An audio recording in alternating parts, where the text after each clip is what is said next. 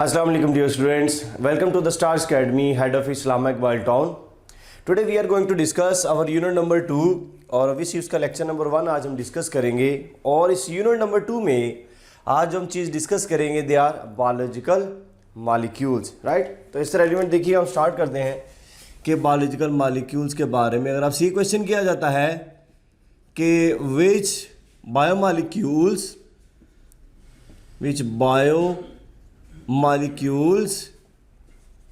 Acts as stop for life, ठीक है जी, stop for life. Option A है आपके पास कार्बोहाइड्रेट्स, या फिर ऑप्शन बी है आपके पास लिपिड्स, या फिर ऑप्शन सी है आपके पास प्रोटीन्स, या फिर डी है आपके पास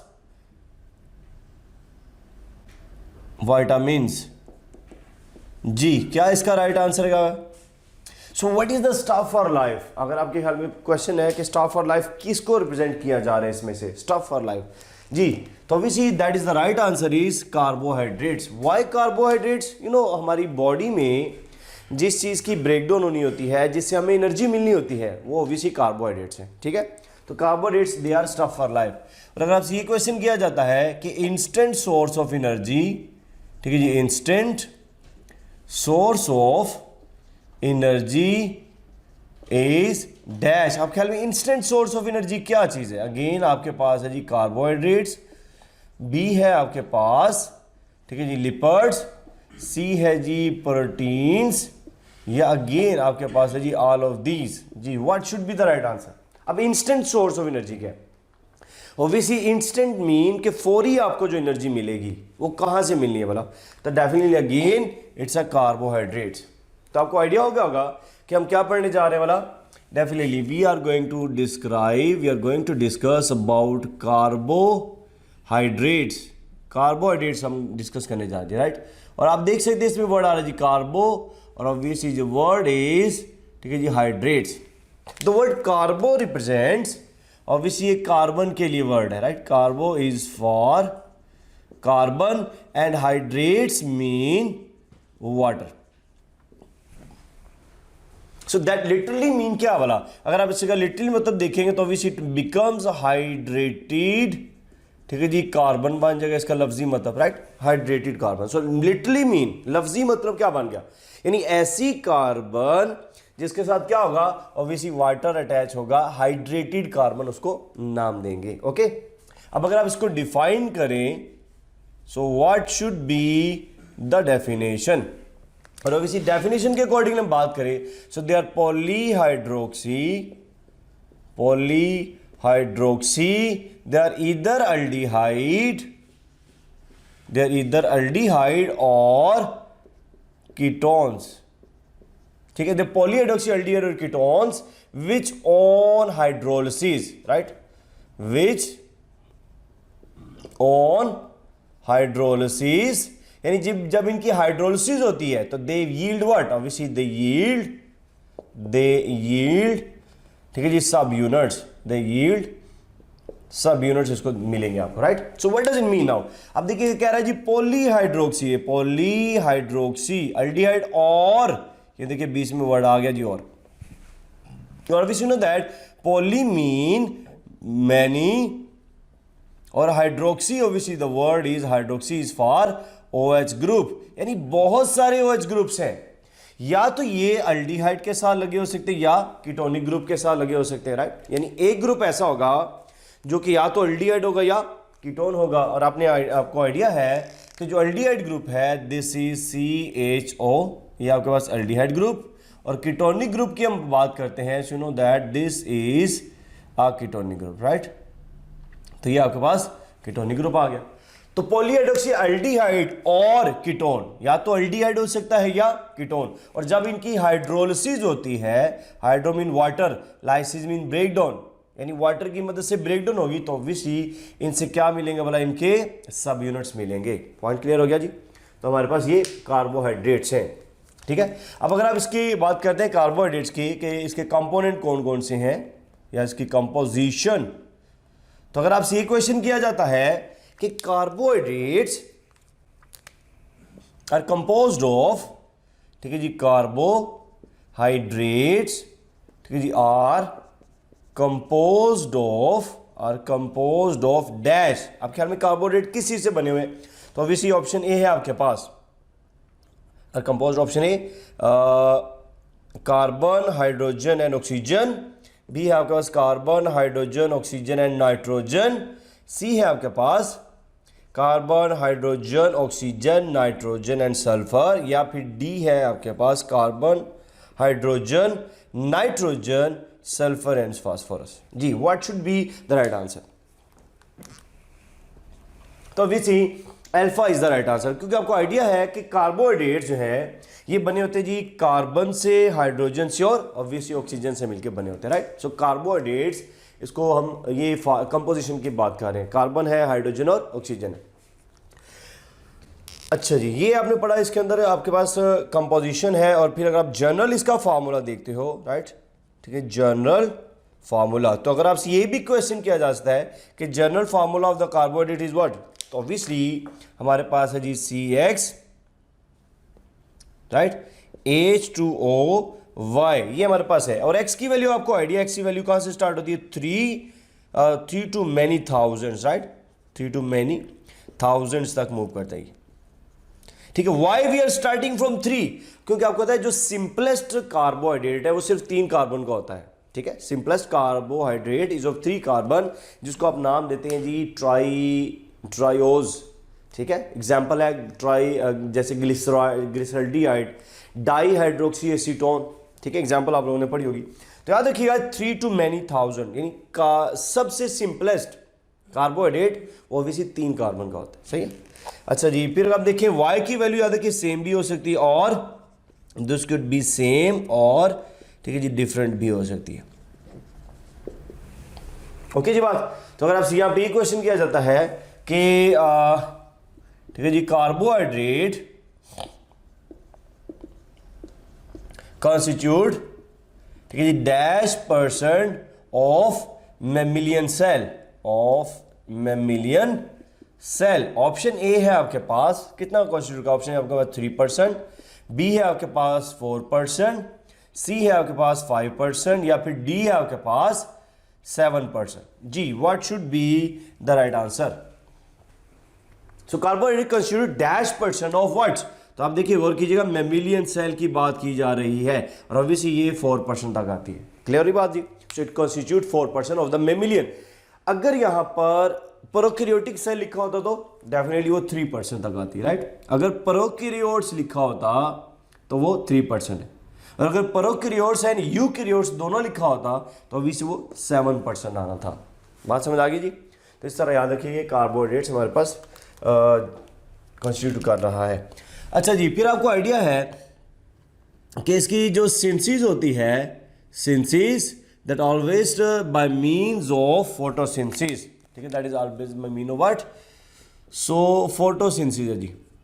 पर आपको आइडिया है कि फोटोसिंथेसिस की जब हम बात करते हैं तो obviously carbon dioxide plus water मिलते हैं, ठीक है जी, और क्या बनता है वाला? ऑब्वियसली जी ग्लूकोज की फॉर्मेशन होती है with the release of oxygen. तो ये क्या चीज है भाई? ऑब्वियसली कार्बोहाइड्रेट्स आ रहे हैं by mean of photosynthesis. Clear है बात? आपने कहा फोटोसिंथेसिस से ग्लूकोज की फॉर्मेशन हो रही होती है ऑब्वियसली बाय ग्रीन प्लांट्स। अगर आप इसकी एग्जांपल लें तो अगर आपसे ये क्वेश्चन किया जाता है जी कि स्टार्च कहाँ कहाँ पाया जाता है जी, ठीक है, स्टार्च, तो आपको आइडिया है कि जो स्टार्च है, starch that is found in cereals, दालें वगैरह है, रूट ट्यूबर्स, ठीक है जी, जैसे पोटैटो वगैरह है, ठीक है जी, इसके अलावा केन शुगर, ठीक है जी, केन शुगर जैसे गन्ना वगैरह है, तो इनमें याद रखिएगा स्टार्च आपको मिल सकता है। Like if you are considering about the cellulose, तो definitely you can find the cellulose in what? Obviously you can find that in plant cell wall, ठीक है जी, या फिर you can say that cell wall. इसके अलावा paper and cotton, ठीक है जी, पेपर हो गया, कॉटन हो गया, ये सारी एग्जांपल्स हैं, ठीक है। तो ऑब्वियसली ये क्या है बोला? All these are just examples of carbohydrates, ठीक है। अच्छा, आपने पढ़ा कार्बोहाइड्रेट जो हैं ये बनाते हैं जी कॉन्जुगेटेड मॉलिक्यूल्स, ठीक है। So they are going to form conjugated molecules की फॉर्मेशन भी करते हैं, conjugated molecule. So once they conjugated molecule आपने पढ़ा, कोम इन व्हाट, टुगेदर, एक साथ। तो आपने पढ़ा टू डिफरेंट कैटेगरीज मॉलिक्यूल्स होते हैं, when two different molecules and they belong to different categories, right? They belong to, ठीक है जी, different categories, ठीक है, belong to different categories, once they combine together, ठीक है जी, combine together, they constitute what? Obviously they form conjugated molecules, right? Conjugated, ठीक है जी, molecules बनाते हैं इसको, right? Conjugated molecules। तो ये कह रहे हैं दो डिफरेंट मॉलिक्यूल्स, दो डिफरेंट कैटेगरीज क्यों, जब वो कंबाइन होते हैं तो ऑब्वियसली कंजुगेटेड मॉलिक्यूल्स बनाते हैं, ठीक है। और हमारे पास की अगर आप एग्जांपल देखते हैं, एग्जांपल, तो आपको आइडिया, हमारे पास जो सिंपलेस्ट एग्जांपल है, जब कार्बोहाइड्रेट्स, ठीक है जी, कार्बोहाइड्रेट्स जो है जब ये लिपिड से मिलते हैं तो क्या बनता है, obviously that is going to form glyco, ठीक है जी, लिपिड्स। और जब कार्बोहाइड्रेट्स, ठीक है जी, प्रोटीन से मिलता है तो ऑब्वियसली क्या बनेगा बोला, that is going to form glyco, ठीक है जी, प्रोटीन की फॉर्मेशन होती है। बात क्लियर होगी जी। तो आपने देखा ये सिंपल हमारे पास कार्बोहाइड्रेट्स फॉर्म में आती है। तो अगर आपसे ये क्वेश्चन किया जाए कि विच conjugated molecule which conjugate, ठीक है जी, form the component of, ठीक है जी, form the component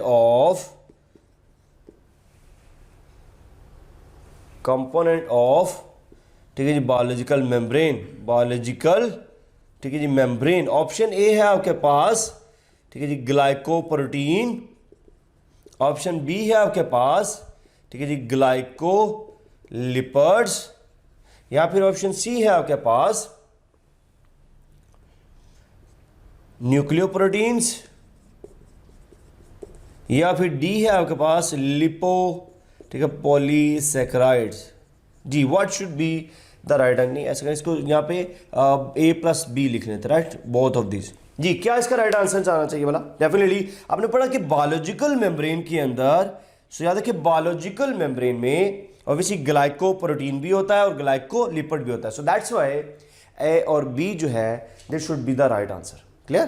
तो याद रखिए दोनों ही इसके पार्ट्स में आ जाते हैं। और अगर आपसे ये क्वेश्चन किया जाता है, अगर इसको ऑपोजिट हम कर लें कि ग्लाइकोप्रोटीन्स, ठीक है जी, एंड ग्लाइकोलिपिड्स, ठीक है जी, आर, ठीक है जी, आर कंपोनेंट्स ऑफ, आर, ठीक है जी, कंपोनेंट्स ऑफ डैश मेम्ब्रेन, ठीक है जी, डैश मेम्ब्रेन। ऑप्शन ए है आपके पास सेल मेम्ब्रेन।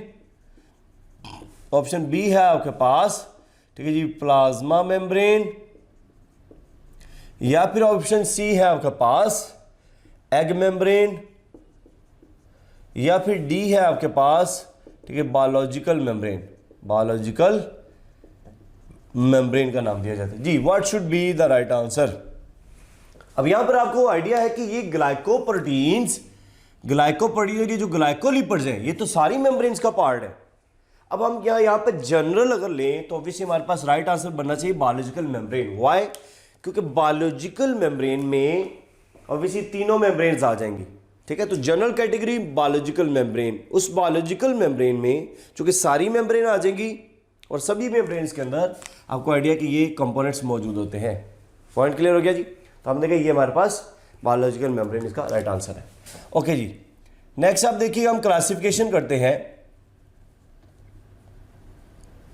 ठीक है जी, क्लासिफिकेशन। और क्लासिफिकेशन के अकॉर्डिंगली आपको आइडिया है कि कार्बोहाइड्रेट्स को हम क्लासिफाई करते हैं मोनोसेकेराइड्स में, ठीक है, मोनोसेकेराइड। आपको पता है कि कार्बोहाइड्रेट्स को हम सेकेराइड्स का वर्ड भी देते हैं, right. They are also called as, ठीक है जी, saccharides, because a word from saccharons, you know, that means sugar. आपको आइडिया, इसको हम शुगर्स का नाम देते हैं, ठीक है जी बात। तो ये आपके पास क्या बन गया वाला, मोनोसेकेराइड। अब आप देखिए यहाँ पे मोनो मीन एक, मोनो मीन व्हाट, एक, saccharide again obviously it's for sugar के लिए वर्ड है, राइट। तो ये वन, इसका मतलब single sugars, they are single sugars. So monosaccharide means single, ठीक है जी, शुगर मॉलिक्यूल्स होते हैं, सिंगल शुगर मॉलिक्यूल्स। अच्छा याद रखिए इसकी कुछ अगर प्रॉपर्टीज की आप बात करते हैं, ठीक है जी, प्रॉपर्टीज, तो ये क्या इसकी प्रॉपर्टीज आ रही वाला, obviously you know that they are sweet in taste, they are simple sugars, and obviously they are soluble in water, ठीक है जी, soluble in water. Point clear हो गया जी। अच्छा जी, अगर आपसे ये क्वेश्चन किया जाता है कि which carbohydrates can not be hydrolysed, किन की हाइड्रोलिसिस नहीं हो सकती आपके ख्याल में? ऑब्वियसली ऑप्शन ए आपके पास है जी मोनोसेक्राइड्स, ऑप्शन बी है आपके पास ओलिगोसेक्राइड्स, सी है जी आपके पास पॉलीसेक्राइड, या फिर डी है आपके पास ऑल ऑफ दीज। जी किसकी हाइड्रोलिसिस नहीं हो सकती? तो ऑब्वियसली जिसकी हाइड्रोलिसिस नहीं हो सकती दे आर ऑब्वियसली मोनोसेक्राइड्स कहलाते हैं, सही है। और अगर आपसे ये भी क्वेश्चन किया जाए जैसे कि विच कार्बोहाइड्रेट्स, ठीक है जी, डू नॉट प्रॉपरली, ठीक है जी, fit in the definition of, ठीक है जी, कार्बोहाइड्रेट्स। अब ख्याल में ये जो हमने डेफिनेशन की है कार्बोहाइड्रेट्स की, इसमें कौन सी चीज फिट नहीं बैठ रही जी? ठीक है, कौन सा? ऑप्शन ए अगेन, ठीक है जी, मोनोसेक्राइड्स, ऑप्शन बी है आपके पास ओलिगोसेक्राइड्स, सी है जी आपके पास, ठीक है जी, पॉलीसेक्राइड्स, या फिर डी आपके पास नन ऑफ दीज। जी what should be the right answer? तो ऑब्वियसली यहां पर again right answer is monosaccharide. क्यों डेवी प्रॉपरली, लेकिन which carbohydrate do not properly fit into the definition of carbohydrates. तो मुझे बताइएगा क्या मोनोसेक्राइड की हाइड्रोलिसिस पॉसिबल है? नहीं है। तो ऑब्वियसली हम यहां पर ये कह रहे हैं, इसकी डेफिनेशन हमने क्या की कार्बोहाइड्रेट्स की? हमने कहा polyhydroxy ketones which on hydrolysis, कि जिनकी हाइड्रोलिसिस जब होती है तो वो सब यूनिट्स देंगे। तो ऑब्वियसली इनकी तो हाइड्रोलिसिस पॉसिबल नहीं है because they are single molecules, ठीक है। तो याद रखिए दैट्स वाई इस तरह हम कहते हैं ये प्रॉपरली डेफिनेशन के ऊपर फिट नहीं बैठ रहा, सही है। ओके जी, बात ही कर रहे थे हम इनकी हाइड्रोलिसिस नहीं हो सकती इनकी, ठीक है। So can not be hydrolysed, can not, ठीक है जी, हाइड्रोलाइज्ड, इनकी हाइड्रोलिसिस नहीं हो सकती। और ऑब्वियसली बिकॉज क्यों नहीं हो सकती? दे डू नॉट हैव, ठीक है जी, they do not have glycosidic bond, इनके पास ग्लाइकोसिडिक बॉन्ड ही नहीं है, तो ऑब्वियसली कैसे टूटेंगे? फिर सिंपल मॉलिक्यूल्स है।